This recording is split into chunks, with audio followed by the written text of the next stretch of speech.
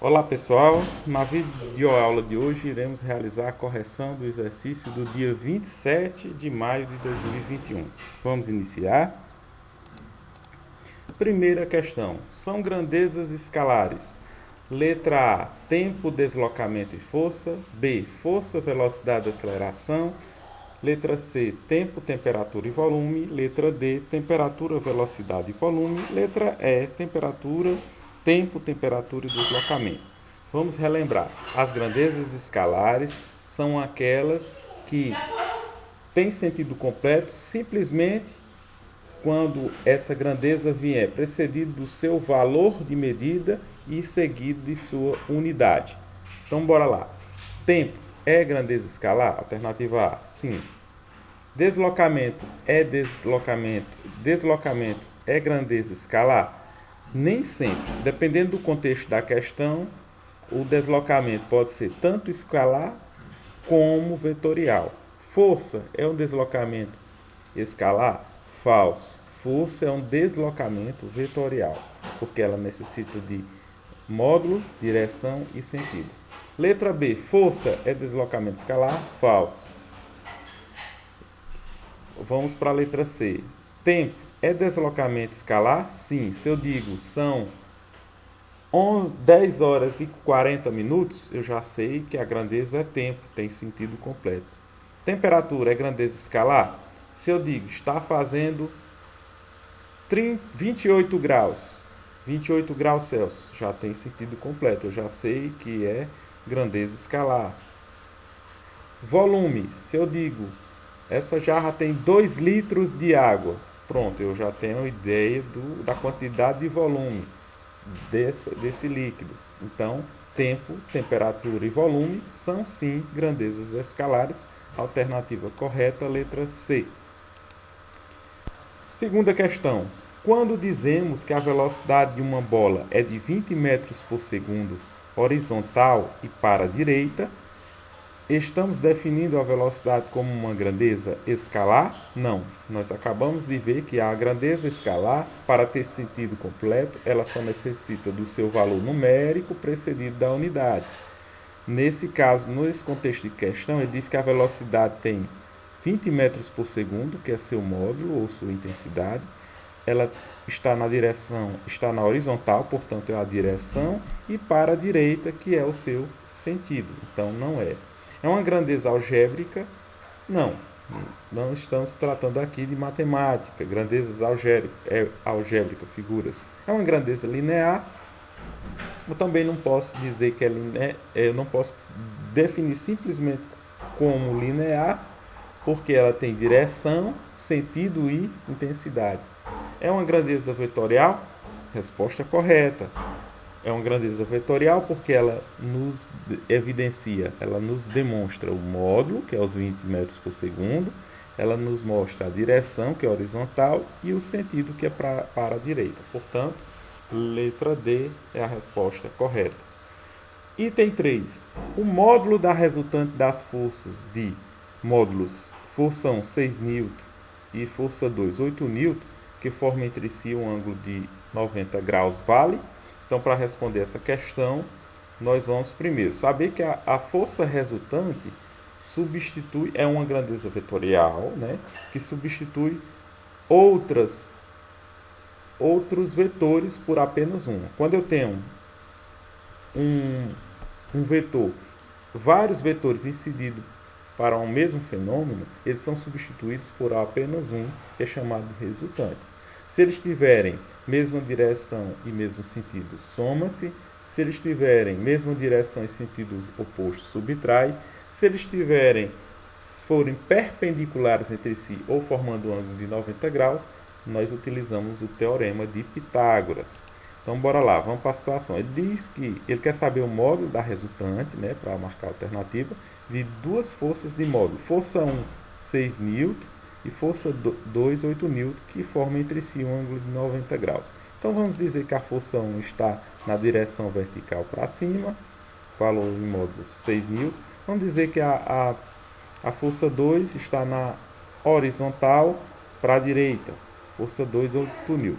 Entre si, elas são perpendiculares, ou seja, formam um ângulo de 90 graus então eu utilizo o teorema de Pitágoras para encontrar a força resultante. Então, ó, teorema de Pitágoras, força resultante ao quadrado é igual a força 1 ao quadrado mais a força 2 ao quadrado. Substituindo valores, nós temos força 1 vale 6 N, força 2 vale 8 N. 6 ao quadrado dá 36, 8 ao quadrado 64. 36 mais 64 dá 100. Vou passar agora o expoente da força resultante para o segundo membro invertido, ou seja, passa para o segundo membro em forma de raiz. Raiz quadrada de 100 é igual a 10. Portanto, a força resultante é igual a 10.000. Alternativa correta, letra B. Item 4. Para representar a força-peso, utilizamos um segmento de reta denominado vetor. Assim, quando a sua representação, a força-peso, sempre deve apresentar, letra A, apenas direção, letra B, intensidade ou módulo, direção e sentido, letra C, sentido, letra D, apenas intensidade ou módulo de direção, letra E, direção e sentido. São características, então para responder essa questão, relembrar, são características de uma grandeza vetorial ou de um vetor. Primeiro que a grandeza sempre no seu símbolo tem acima uma setazinha. Ou seja, o vetor é uma seta. Se é uma seta, essa seta tem um tamanho que representa a intensidade ou módulo. Essa seta aponta para algum lugar e se ela aponta para algum lugar, ela tem direção e sentido. Portanto, letra B.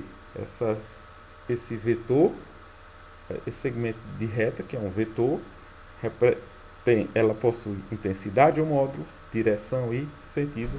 Portanto, letra B é a resposta correta. Quinta e última questão.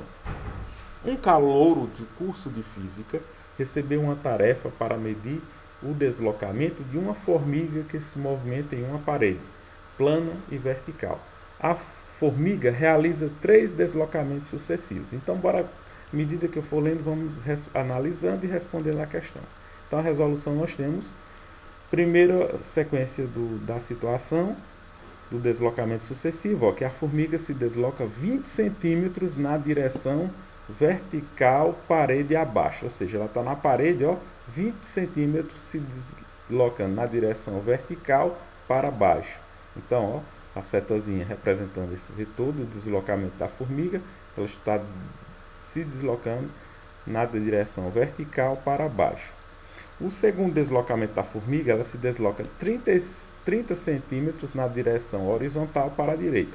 Direção horizontal para a direita, a seta fica representada assim, ó, horizontal para a direita.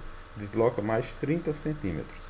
E um deslocamento de 60 centímetros também na vertical e para cima. Agora ela está voltando, ó, na vertical, subindo, né, para cima, 60 centímetros. Pronto. No final desses 3 deslocamentos, podemos afirmar que o deslocamento resultante da formiga tem módulo igual. Então, pessoal, para responder uma questão de deslocamento vetorial, eu posso dizer para vocês que o deslocamento vetorial de um móvel é sempre a menor distância entre o ponto de partida ao ponto de chegada. Em outras palavras, é o atalho, ou seja, é um segmento de reta. A menor distância entre de onde essa formiga saiu e aonde ela chegou.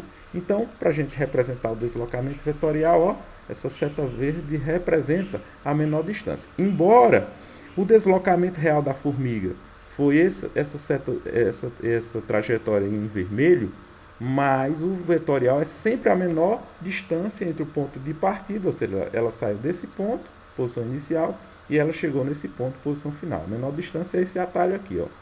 Que na matemática, o deslocamento nada mais é do que a hipotenusa, tá certo? Na matemática, figuras geométricas. Agora, detalhe, para determinar essa hipotenusa, nós precisamos saber quem é o cateto oposto e quem é o cateto adjacente. Aqui eu posso afirmar para vocês que o nosso cateto adjacente, ou seja, o adjacente é o que toca, é o mais próximo da hipotenusa, é essa retazinha aqui, ó. E eu posso afirmar que é 30 centímetros porque ela é simétrica, ou seja, ela é paralela a esse segundo deslocamento da formiga, que foi de 30 centímetros. Ó. É a mesma distância. Pronto. E agora, por fim, o cateto oposto vai ser esse pontozinho aqui. Ó. Esse pontozinho aqui é essa parte da reta, onde tocou aqui para cá. Então, vamos descobrir. Eu não tenho esse pedaço, o tamanho desse pedaço, mas eu sei dizer o seguinte, que essa seta na vertical para cima, ela mede 60 centímetros. Menos esse pedaçozinho aqui, ó, que vai daqui para cá, nós vimos que é o primeiro deslocamento da formiga, que vale 20 centímetros. Então, subtraindo 60 menos 20, dá 40 centímetros. Portanto, o cateto oposto da formiga foi de 40 centímetros. E percebam que o cateto adjacente com o cateto oposto à hipotenusa, eles formam um ângulo reto também de 90 graus. Se formam um ângulo de 90 graus, nós podemos utilizar o teorema de Pitágoras, onde o quadrado da hipotenusa é igual à soma dos seus catetos ao quadrado. Em outras palavras, ó, a hipotenusa vai ser igual ao quadrado, mais o cateto oposto ao quadrado, mais o cateto adjacente ao quadrado. Lembrando que a hipotenusa é o próprio deslocamento, que é o x da questão. É o resultado que estamos tentando descobrir. Então, substituindo valores, ó, nós temos o deslocamento ao quadrado é igual ao cateto oposto, que é de 40 centímetros ao quadrado, mais o cateto adjacente, que vale 30 centímetros. Fazendo os cálculos, ó, 40 ao quadrado dá 1.600, 30 ao quadrado dá 900. Somando 1.600 mais 900, dá 2.000. Somando 1.600 mais 900, repetir aqui duas vezes, dá 2.500. Pronto. Agora eu vou passar o expoente 2 para o segundo membro em forma de raiz quadrada. E a raiz quadrada de 2.500 é igual a 50 centímetros. Portanto, o deslocamento da formiga, o deslocamento vetorial, foi de 50 centímetros. Alternativa correta, letra B. Pronto, pessoal. Finalizo por aqui a nossa correção do exercício e tenham todos um ótimo dia. Um abraço a todos.